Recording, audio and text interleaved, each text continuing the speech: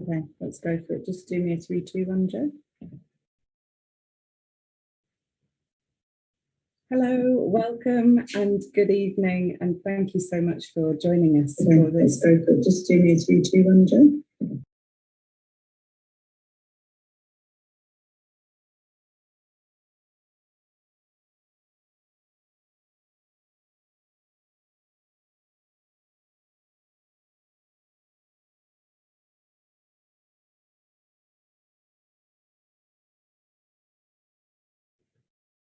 So good evening, welcome, a very warm welcome to this digital book launch to launch the beautiful and profound publication, a monograph on the work of Mikhail Karikis, which is published by Freigeist Verlag.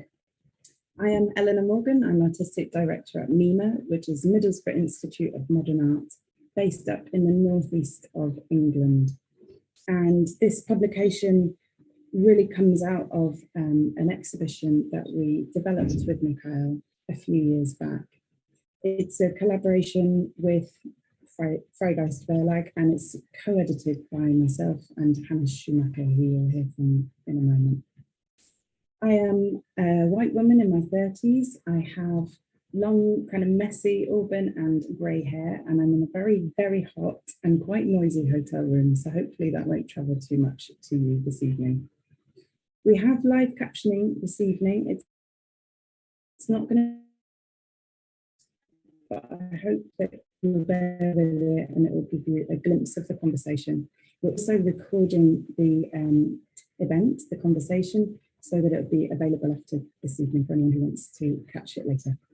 So we're going to hear, after a few words from Hannes, we're going to hear from Ella Feiner, one of the writers in the publication, and of course, the brilliant artist, Mikhail Karikis.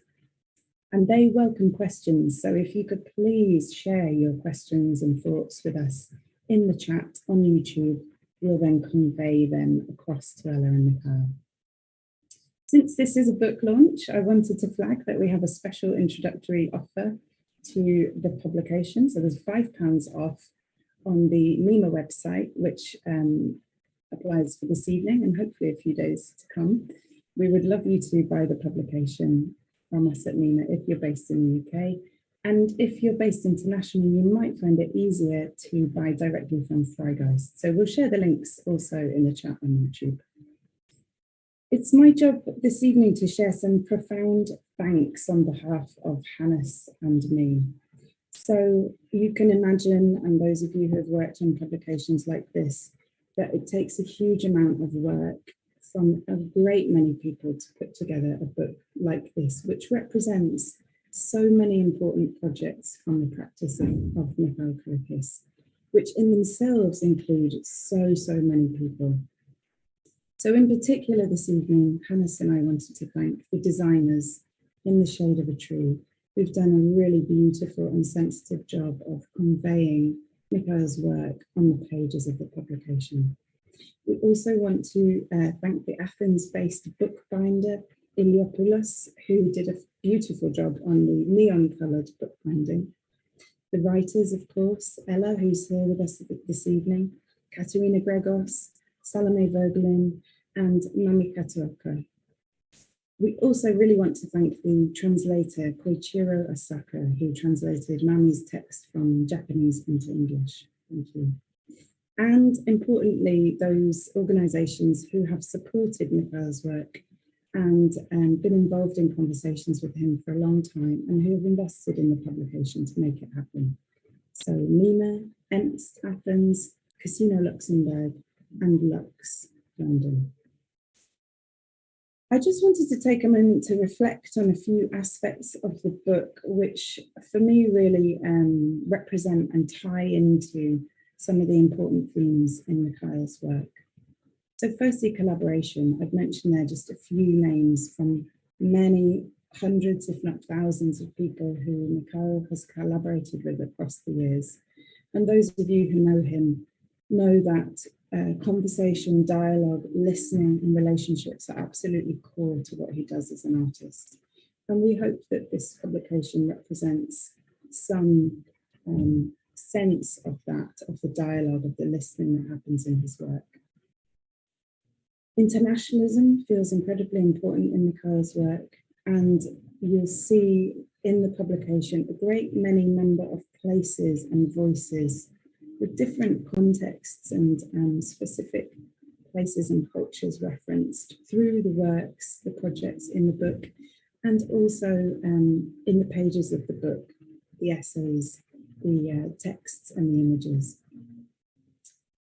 And really important, I think, in this publication is the combination of images or visuals and voice or text, which those of you who know Mikhail's work know that that's an absolutely core thread. And Sophie and Mael, the designers, did such a sensitive and beautiful job of working closely with Mikhail to convey that combination that's so integral to his practice. And finally, a sense of care and sensitivity. When we look through the book, we really get a sense that Mikhail wants to invite in the reader, the observer, and to find numerous ways into the work, angles and perspectives which illuminate it and make it accessible in different ways.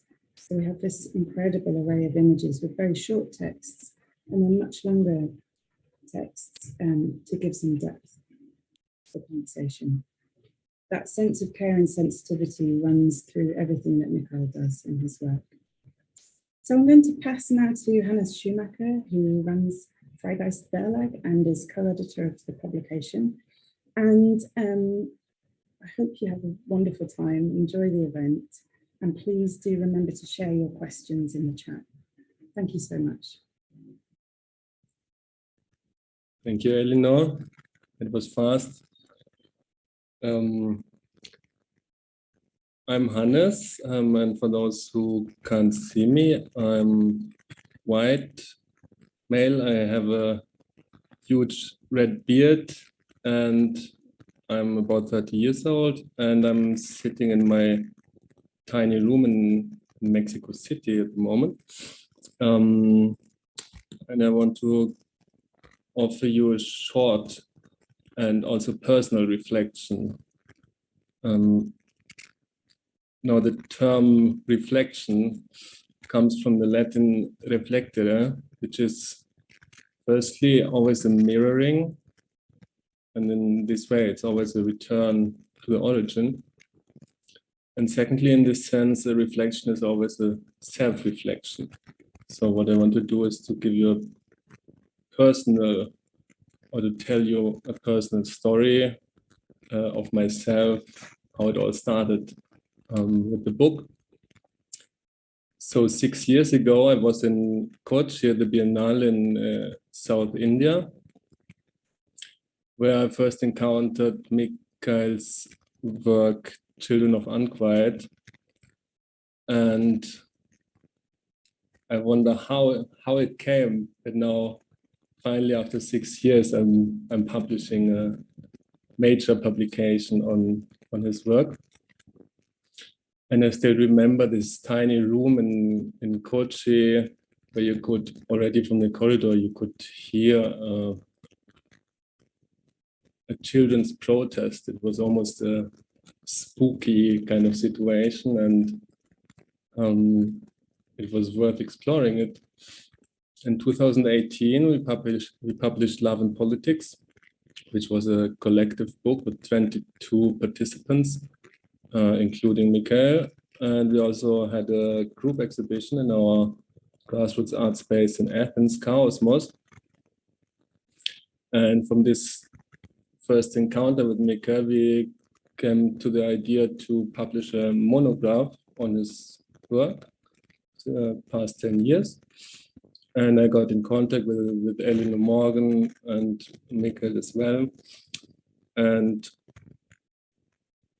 in early 2020, I went to the UK, to Middlesbrough, to see the exhibition at MIMA, and I also met Ella Feiner there and Salome Vögelin, who became major contributors of the book. And then the pandemic started. It was exactly that time. I remember I had to leave again to Greece, and I went over to Germany and Switzerland, and it was exactly at this point when when the pandemic hit Central Europe from Italy and Switzerland, and everything changed. My life changed a lot, like everyone's. We closed our art space in Athens, and with my collective, we moved to the countryside of Greece and spent surprisingly a very interesting and beautiful time in the quarantine.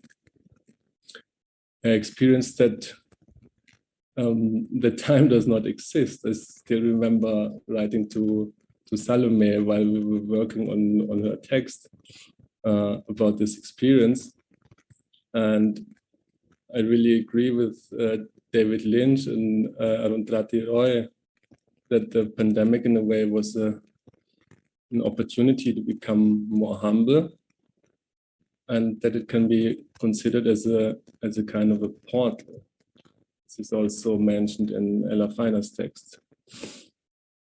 Now, back then I was working on a PhD at the University of the Arts in Berlin, and then my supervisor was very critical about all kinds of socially engaged art. And I started to ask myself about authenticity. What makes art authentic, especially political art? How can it be authentic? And in quarantine, my answer to this question was that authenticity is actually not based on something very male called genius, but actually authenticity is mainly based on failure. And failure actually became the major paradox, or this relation of authenticity and failure became the major paradox of my own essay in the book. I'll just read you the opening line. The myth of Orpheus descending to the underworld is a myth on the power of art. The power of art lies in its aesthetic authenticity. Its authenticity, however, lies in the honesty of its admitted failure. And I reread this because it's very dense. The power of art lies in its aesthetic authenticity. Its authenticity, however, lies in the honesty of its admitted failure. And I think whoever understands this key message of the essay understands the entire essay, which is of course very complex. So to create an authentic work of art, the artist has to go to the land of the dead, to the underworld, and it is always uncertain what he or she returns, if anything. Like in the myth of Orpheus, he should not look back, but I feel that Karikis listens back instead. So in my essay, I made up a feminist myth based on sound and listening.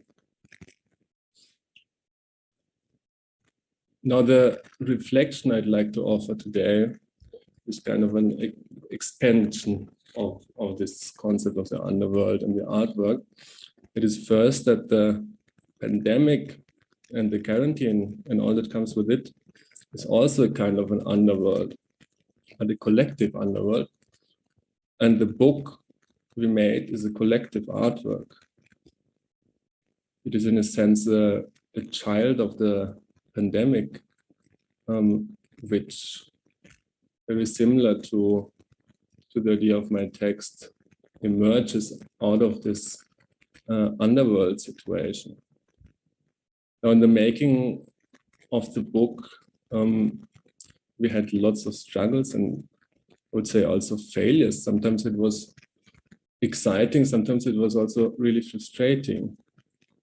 Often we didn't have enough funding.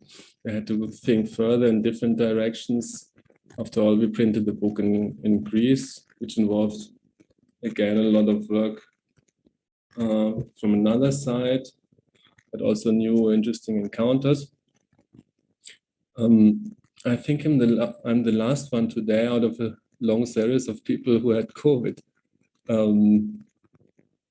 So we had a lot of delays in all directions. Art spaces opened and had to close again.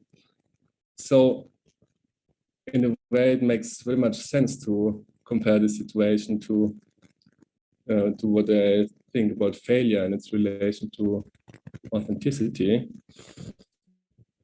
And I want to give a quote of Ella Feiner because I know that Ella likes quotes, and also to give you a broad idea of the conditions we were actually working in, right?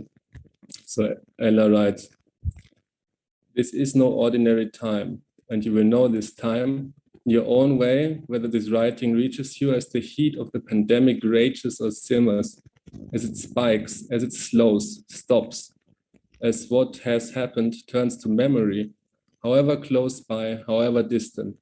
And if, future reader, your time of meeting my words is far distanced from this time of my composing them, I wonder how our memories still remaking us in our actions. How is history seeing us later again?" So I found these lines very powerful, and it's very, very interesting to reread them now at the point where we don't really know, is the time of the pandemic over? But for sure, it was a huge event. Now to finish, I think a publication like a release we have today is always a kind of a revelation, and a revelation not in the religious sense, but in the sense that it reveals something. So in a way, by becoming public, by becoming released to the bright light of the day, it also reveals something about this underworld, about the pandemic, about the quarantine. And that's why I find it striking, actually, that the design of the book is composed in these beautiful fluo colors. It's really, it's a true child of the pandemic, but what it expresses afterward is something very bright. And I think today is a very bright day. So thank you. If you're ready, we can now switch to Ella and Mikhail.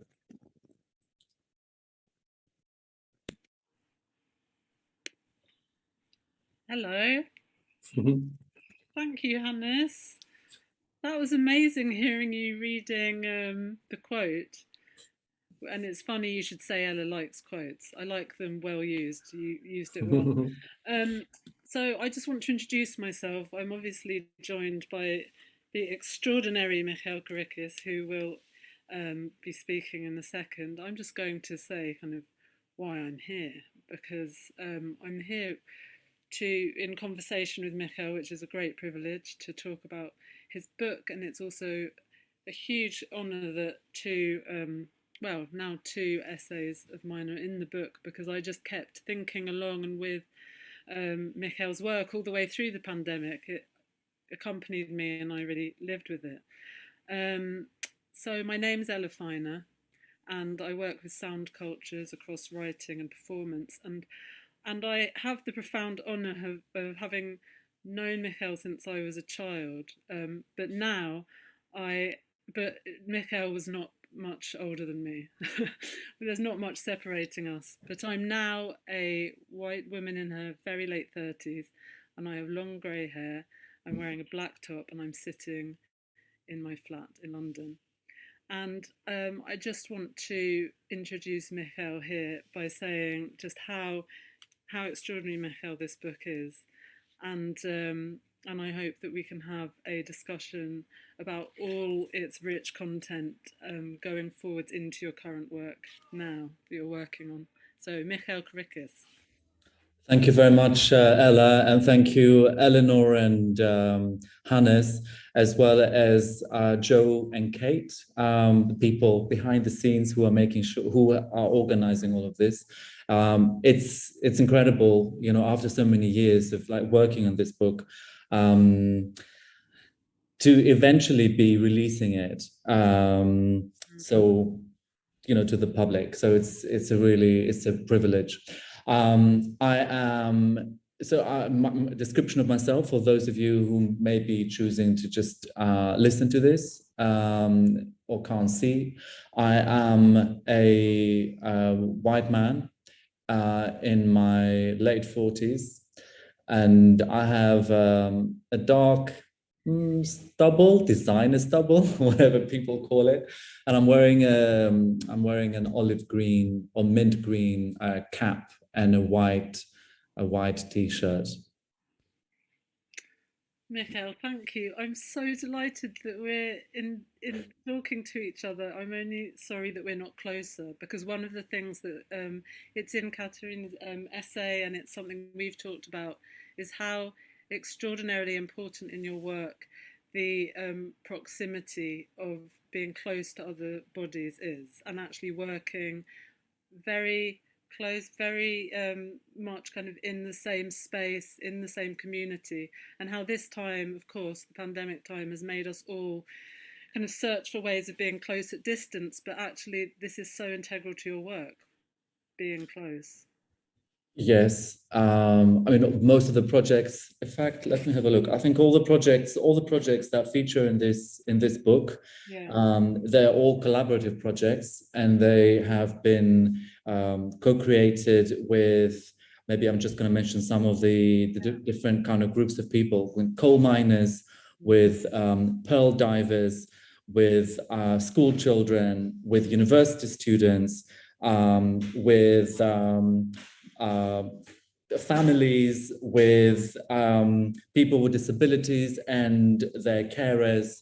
So yeah, a lot of people, and in sharing spaces with all these people is how the work actually takes form.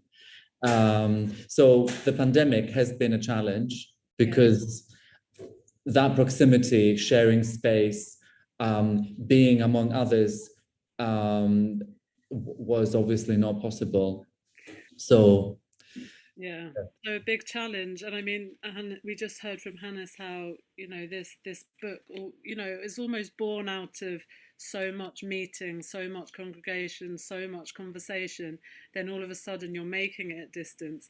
But it does do that. It does kind of bring people together in the book. There are so many people in it, and it kind of is testament to the way you work, Mikhail, that there's this kind of conversational aspect through the projects, that these kind of resonances of subjects that reappear and repeat, and we'll talk about that a bit more perhaps when we look through the book, because one of the things that we were talking about before this is this relationship in the book. If I hold it up,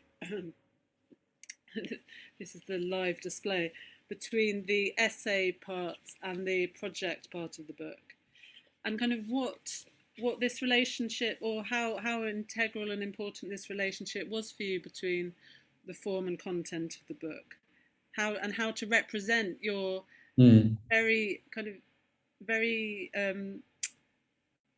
important sonic practice. So obviously your work is beautifully visual as well, but the importance of the sonic and how you represent that in print.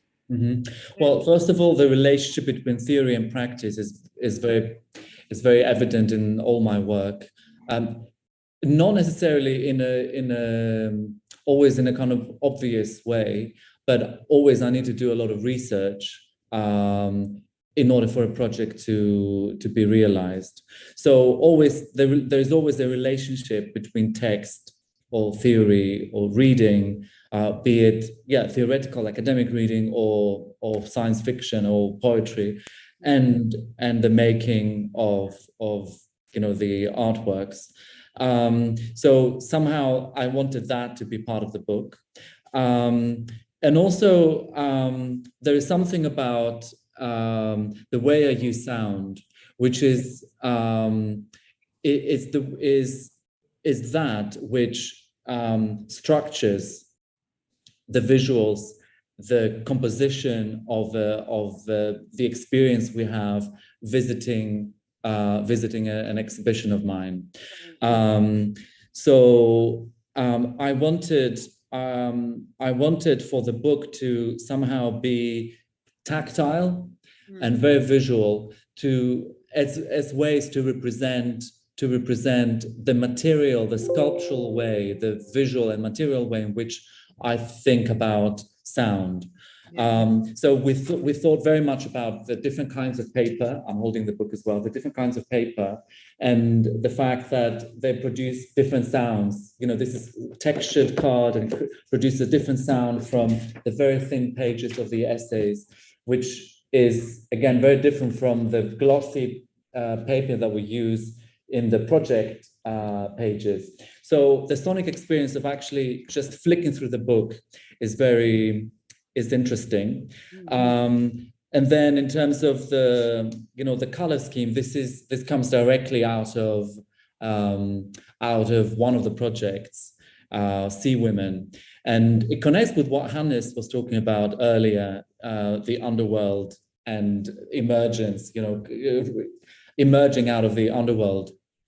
Because the two colors that we chose that dominate the book are this kind of steely blue-green, which also, I spoke to the designers a lot about my childhood memories, because I grew up in a port town, in a port city in Greece, and this has always been my favorite color. In the early morning or afternoon, when the sea becomes this kind of silvery, mercury-like kind of blue, gray, green, which also is the color. It's a color that I filmed a lot, and I'm attracted to when I film, including in the project Sea Women. And then when in Sea Women, in that project, we see these inflatables, the boys that just float, and they are bright orange. So it's about this relationship between depth and surface, between a surface that is matte and a surface that is pops and kind of comes towards you and has a kind of different relationship to light. Oh, how wonderful. It's amazing hearing you talk about it in this much depth, because also I was thinking, so this is the essay booklet that is embedded in the book. And while you were talking, I was just looking at this orange colour that's kind of disappears into the page, and thinking of Katerina Gregos's opening essay, which is really wonderful, and how they talk about your attention to what disappears, your very particular attention to actually what goes out of disappearance, goes out into the world disappearing, and actually how you kind of do recover, aspects of that, the immaterial that's just dispersed, and then how you work with it and bring it back to, say, the communities that you're working with too. So it's a really beautiful object in how it relates to what all the essays are talking about as well. I wonder if we could look at the book, Mikhail, or some of the book together. Sure. I have selected pages on PDF, which I can share with everybody. But this is not the entire book. This is just a selection. And if I may, I will just share my screen now. Thank you. There we go. I hope you can see this. So this is not the cover. This is the first page of the textbook, which is on the left side of the book. And we have the titles and the names of the authors. I'm just going to go through some of these pages. The first essay by Katerina Gregos, the Polyphonies of the Collective. This page is the last page of, is where the text page, the booklet meets the other side, which is that of the images and installation shots and video stills of the different projects. So this is Sounds from Beneath. So on one side, each project, I wanted the structure to be very, very clear. And I think that comes from maybe my architectural training, I don't know, that, or my compositional work, that I wanted things to be connected, but very, very clear. So it's very easy for people to navigate. And I think it also comes from maybe my work with different people who don't come from an artistic or academic background, that often I just feel that I can talk about, it doesn't matter what we talk about, how complex it is. Yeah. We need to be able to communicate it in terms that are accessible. Yeah. So all the projects I introduced with a title page, a short description of what the project is, just a very short paragraph, and then a selection of images, usually starting with an installation shot. This is of Sounds from Beneath, from the survey exhibition I had at Middlesbrough Institute of Modern Art, MIMA, followed by video stills. So we kind of zoom into the work, we have the overview, and then we zoom into the work and we see the stills. And then is Sea Women. It has the same structure. And then we go into the stills. And that's it. I'm going to stop sharing, but this gives a kind of impression. That's wonderful. It's great to get that impression, because we see the page with the that kind of metallic green, blue, grey that you talked of right next to the inflatable fluoro, and you kind of see then that correspondence. But I was also wondering, as you were showing that, I mean, you did talk about how this is almost a kind of installation in a book as well. You know, you have this kind of opening big picture and then the smaller pictures. It's a kind of, it takes you really through a journey, a retrospective of your work in a book, which is kind of extraordinarily beautiful to kind of travel through, because that's what it feels like reading it, or kind of being in it, actually.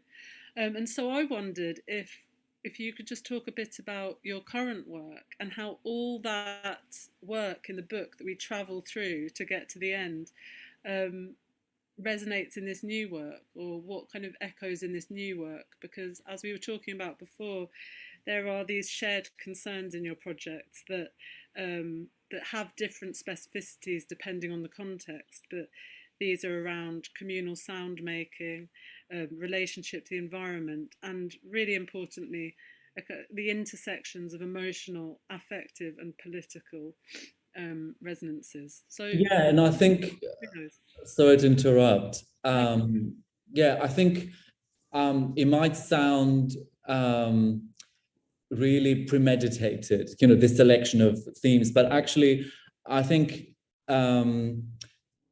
the realization that these were the themes that I'm interested in came after, you know, working on different projects, because obviously when I started as an artist, I didn't quite, I mean, I had different interests, but I could not see the pattern. I couldn't see how things connect. So on the one hand, I was making music, I was interested in sound, I was interested in experimental music making. At the same time, I was, you know, involved in protest and in politics. And then there is, you know, this other dimension, which is the kind of affective, you know, how I am affected and touched emotionally by art, but also by, you know, interacting with others. So it was only, you know, after having worked on several projects that this pattern started emerging. And I kind of realized, oh my God, yes, you know, Sounds from Beneath, which is the first project I created with people who are not from, they don't have an artistic background, and they're a community of people very different from my circle. The kind of which that work investigates the relationship between sound and landscape, but also how we relate to the environment. How do we relate to what we sometimes call resources? I mean, natural resources, which is a very specific way to look at the environment and what surrounds us. And then, you know, subsequent projects, you know, we see women and Children of Unquiet, where my interest focused in the production of sustainable energy and kind of a relationship to the environment around us, and how that affects our interpersonal relationships. So the project I'm creating I'm installing now, in fact, in Lisbon. It's going to be my first and largest, I think, solo show in Lisbon. It's called Acoustics of Resistance, which somehow resonates with titles like No Ordinary Protest, which is a project realized in London at the Whitechapel and also co-commissioned by Film and Video Umbrella and MIMA, and was created with young children. So Acoustics of Resistance, I'm looking at different temporalities. The project navigates through archives of historical protest, environmental protest in Portugal, and it navigates through to, so this is from, I suppose, the 1970s, and it goes all the way to 2080, to 2080. And I'm looking at climate modeling websites and predictions or forecasts of Lisbon in particular, and the river Tejo here, and what it might look like, what is predicted to look like in 2080. And the picture is not very good, because a lot of it will be, the estuary will be completely gone, completely flooded. So, I'm looking at, that history, but then at the same time, this is a project that I generated during the pandemic, when I was trying to invent ways to collaborate with people not in big groups. Yeah. So I worked with individuals who perform different instruments, quite fascinating instruments and sound objects, which imitate the sounds of different weather phenomena. So one of the works in the installation, in the exhibition, is called Weather Orchestra, and it features, in a way, we are creating a weather system inside the gallery space, but it's all suggested or alluded to through the performance of these different instruments, like thunder sheets and rain sticks and ocean drums. And in the midst of this appear different folk singers. So I worked with refugees from Syria, Kurdish people, Portuguese singers, American singers, who sing folk songs that address the elements. So it's about this kind of complex relationship. It's not, maybe I shouldn't say what the project is not about, because it's not about a lot of things, but what it is about is exploring our entanglement, fascination, and emotional responses and practical response, practical relationship we have with weather phenomena. Yeah, and it seems also a kind of a practical relationship with the future and with forecasts. Like this work, the way you described it just there, it makes me think of actually, how you practice the kind of deep responsibility with your work. And there's something, that's, we talked about, oh look, we're doing this talk today when, someone who has not taken their job responsibly at all is outgoing, and a whole cabinet as well, and the kind of politics of the day. But in relation to, or kind of like adjacent to this very careful practice of yours to take on responsibility for the materials and the ideas that you're using and working with, and so not taking the kind of future in a kind of general sense, but actually thinking what the material conditions might be. And when you said, and it's not good, it reminded me of when you talked to me at length about what was happening in Bangladesh, and actually how you were working at the time with a lot of young Bangladeshi students at the Mayflower Primary School. And actually that sense of responsibility that was communicated to me was so palpable. And I wonder, you talked about the emotional aspect of your work and the affective, and I wonder how much that responsibility means to you, or how it affects you sometimes in your work. Well, a reflection on responsibility. There's this very interesting book by Roman Schnarik I think it's called How to Be a Good Ancestor. And I read this book because, you know, I've been striving really to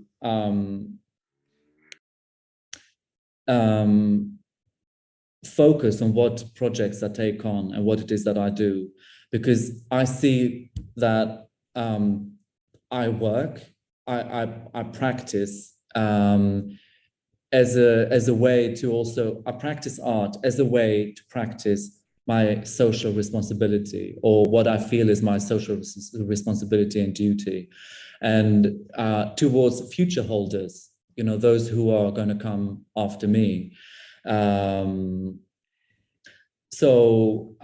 can't really exactly remember the question. Did you talk about the affective, or? Well, yeah, and I was talking about how does it affect me? Yeah, because you work with so many different groups of people, and you must get very close to them. Or well, you know, it fuels me. Yeah. I mean, it fuels me with passion, because very often the people I work with have been deprived of visibility and audibility. And I think, you know, the activist work and protest takes different forms. Going onto the streets and, you know, protesting and shouting and doing all that work is very important. I feel that the way that I do it is through my work, by taking time, paying attention, listening carefully, and developing works with different people, with these other people who have, as I said, have been marginalized, have been put in positions that deprive them of audibility and visibility. And I'm not saying that I am the most visible of artists, but I am aware of my privileges. And as artists, and as an artist, as someone who holds the power of representation to create representations of others, I take this very responsibly, that power.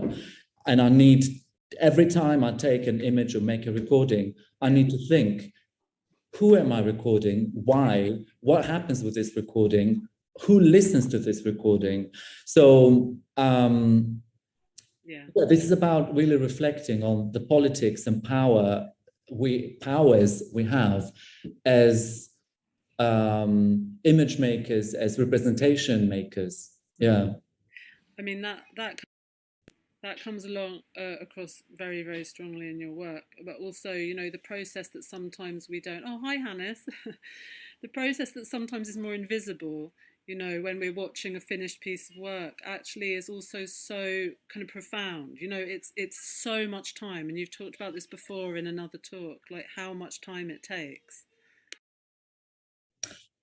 I'm just coming in because there are starting some questions in the chat, and also to remind everyone on YouTube that you can ask questions. Feel free, really.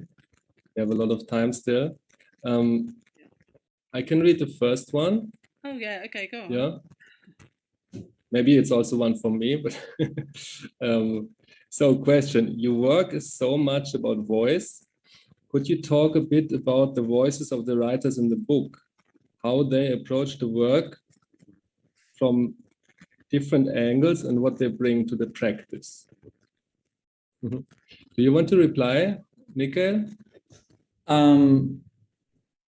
Well, we have two of the authors, in fact, here. So I think it's probably more apt if you talk about the voice, your voices, and what you bring to the work. I mean, for me, it is in a way different, because I'm also the co-editor of the book, and I've been working also on the proofreading, for example, and the editing. So I have quite an overview of the different writers. And I found it very interesting the combination of different texts and different writers. We said there's one direction of text is more curatorial, right? To give to directly speak about the work, and the other aspect are more philosophical, more essays, like that of Ella and mine and Salome, which let's try to give an objective overview of Mikhail's work, but rather try to approach your work with from very different angles. What is interesting about Salome Vögelin's text is that she barely mentions Mikhail's work, right? She writes about sound. She writes about the concept of honeying, which comes from honey and from phenomenology. And she speaks about a voluminous sphere, which is a different way of approaching the world in general through sound, rather through sound than through seeing. So I find this a very interesting angle, which only in the end actually mentions Mikhail's work.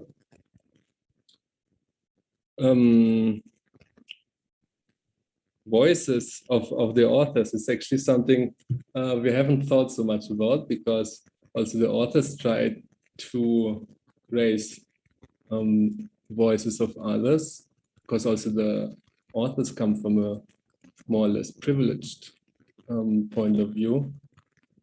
And I think especially in Ella's text, it is very clear how you, I mentioned this before, you like quotes, right? Yeah, which it is really the point that you, through your text, a lot of other people speak, right? Oh yeah, I mean, a lot of other people speak, but what I wanted to add to what you were saying, Hannes, and maybe also a question for you, Mikhail, is that, you know, I was responding to a very specific piece of work, which was No Ordinary Protest, which was full of voices of these young 7-year-old children in just down the road from where I live, so in Tower Hamlets, at a school called Mayflower Primary School. And so also at the same time, like, you know, we were in the pandemic, so I was surrounded by children's voices. I was very badly homeschooling 2 young children who were 7 and a bit smaller.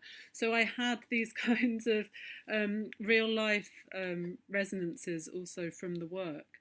And actually, you know, in that piece and that essay and in that response to your work, Mikhail, I think that my feeling was that I always wanted those voices to be central, and that any other voices who are coming in from outside, my own included, but also those who I cite, would be there to serve the voices of the children and serve the work. And I guess that's my question back to you slightly.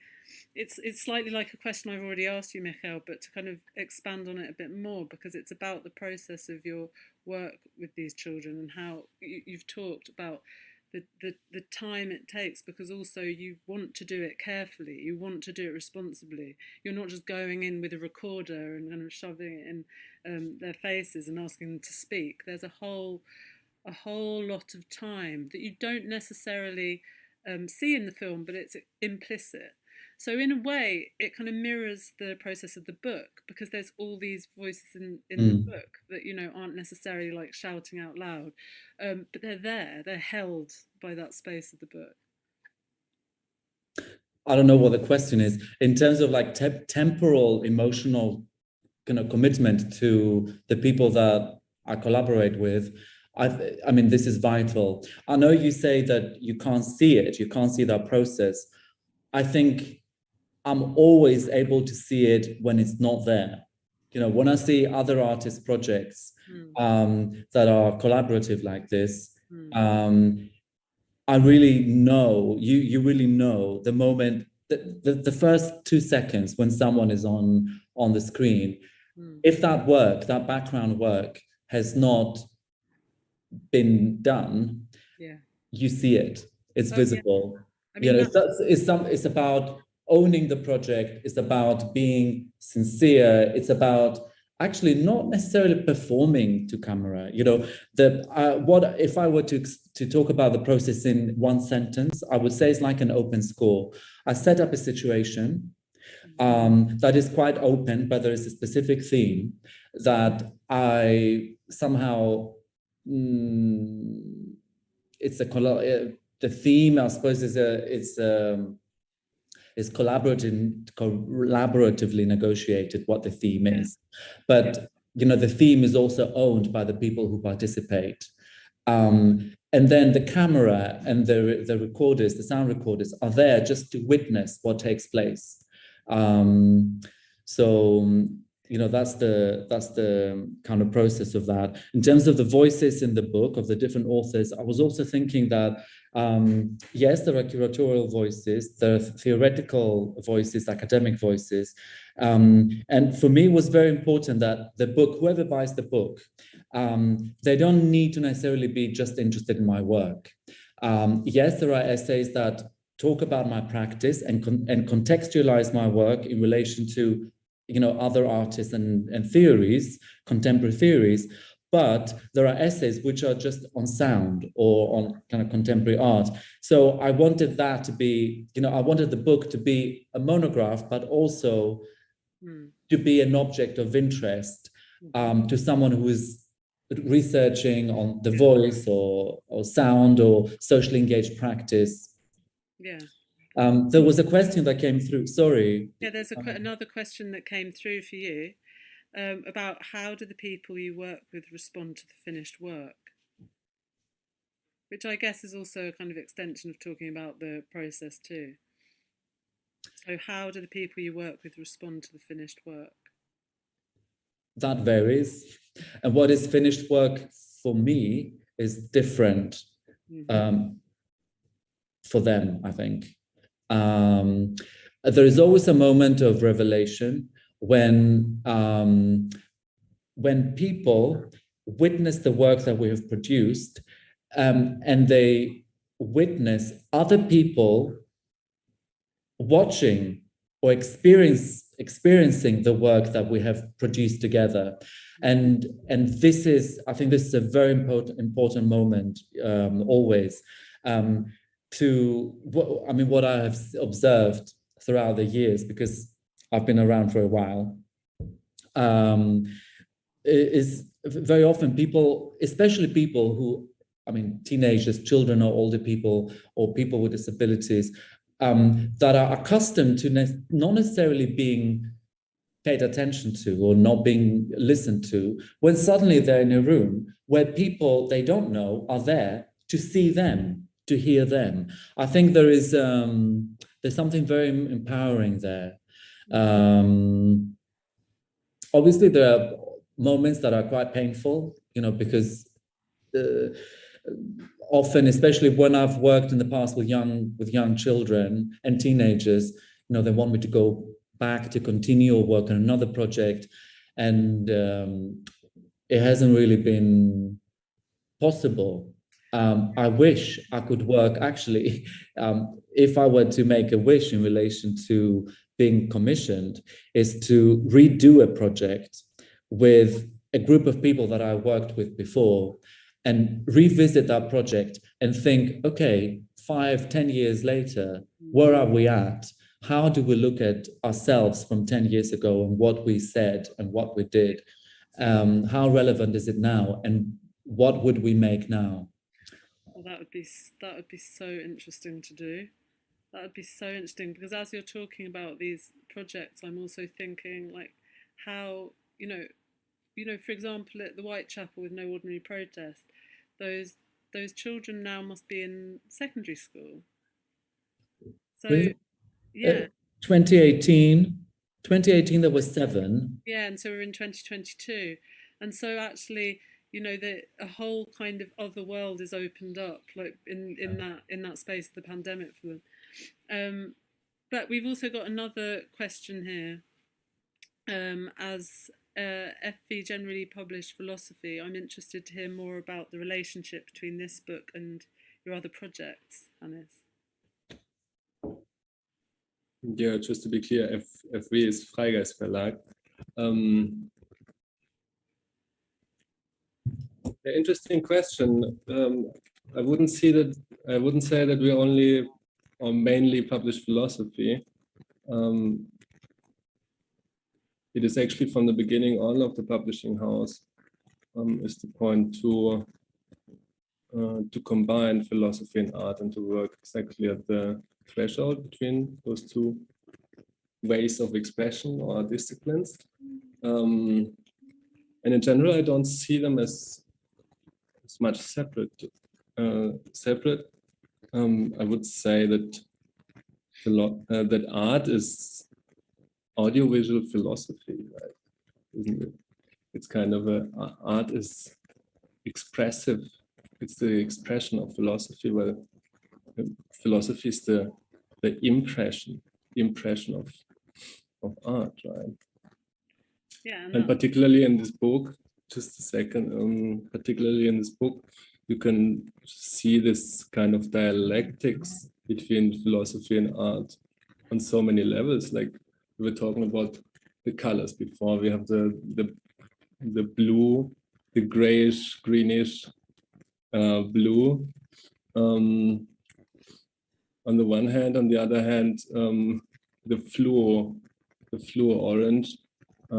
This can be considered also in relation to sound and visual aspects, but also in relation to philosophy and art again, right? Like art is always the one which is expressed after all. And since we have a double book, it's really, it cannot be more Freigeist, right? Because it's a book with two books, and one is philosophy, one is art. Right? And they have that relationship with each other, that dialectic relationship.